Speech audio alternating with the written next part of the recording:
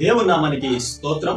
జోదం ఏమండి, ఈరోజు ఎక్కువగా మనం వింటున్న వార్తల్లో ప్రధాన అంశం కదా జోదం. అసలు ఈ జోదం గురించి మనం ఆలోచన చేస్తే, నీవు నీ కుటుంబ పోషణ కొరకు, నీ కుటుంబ అత్యవసరాల కొరకు, ఒక మాటలో చెప్పుకోవాలంటే నీ బిడ్డల హాస్పిటల్ విషయం కొరకు దాచి ఉంచిన డబ్బును సైతం తీసుకొచ్చి జోదంలో వాడి చేసే వారిని మనం చూస్తుంటాం కదా. ఆలోచిద్దాం, నీ కుటుంబానికి అత్యవసరం కొరకు దాచి ఉంచిన ధనమును నీవు తీసుకొచ్చి జోదంలో వాడడం వల్ల ఆ డబ్బులు పోగొట్టుకుంటే అది నీ కుటుంబానికి చాలా విచారకరం కదా.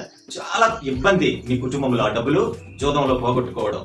నీవు డబ్బును పోగొట్టుకున్నా నీకు ఇబ్బంది. ఒకవేళ ఇతరుల డబ్బు నీకు రావాలని జోదం ఆడుతున్నావు కదా, ఆ డబ్బు వెనుక మనం ఆలోచన చేస్తే ఆ కుటుంబానికి ఆ డబ్బు ఇంకెంత అవసరమో కదా. ఒకవేళ వాళ్ళ బిడల ఆరోగ్య విషయమై హాస్పిటల్ కు వాడదామని ఆ ధనమును దాచి ఉంచి ఈ జోదంలో ఆ వ్యక్తి తీసుకొని వచ్చి పెడుతున్నాడేమో. ఆ ధనం నీకు రావడం వలన ఒకవేళ ఆ కుటుంబంలో ఆ హాస్పిటల్ కు తీసుకువెళ్ళవలసిన ఆ వారి కుమార్తె విషయంలో ఏదైనా ప్రమాదం జరిగితే నీవు జోదంలో సంపాదించుకున్న డబ్బు నీకు ఆశీర్వాదం అంటావా? లేదు కదా, అది శాపమే కదా. ఇందు మూలంగా నేను చెప్పదలిసినది ఏమంటే, ఈ జోదం వలన రెండు విధాలుగా నీవు ధనమును పోగొట్టుకున్నా నీకు నష్టమే, వేరే వారి ధనం నీకు వచ్చినా అది నీకు శాపమేనేమో కదా. జోదం ఎంత ప్రమాదకరమో మనం గమనిస్తున్నాం.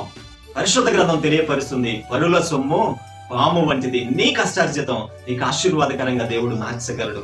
నీవు సంపాదించిన దానితో నీవు సంతృప్తి కలిగి జీవించగలవు. ఎదుటి వారి ధనము కొరకు నీవు ఆశపడి జోదం జోలికి వెళ్ళవద్దని దేవుని సేవకునిగా తెలియపరుస్తూ ఉన్నాను. క్రైస్తవ బోధకునిగా హితవు తెలియపరచవలసిన బాధ్యత ఉంది కనుక తెలియపరుస్తూ ఉన్నాను.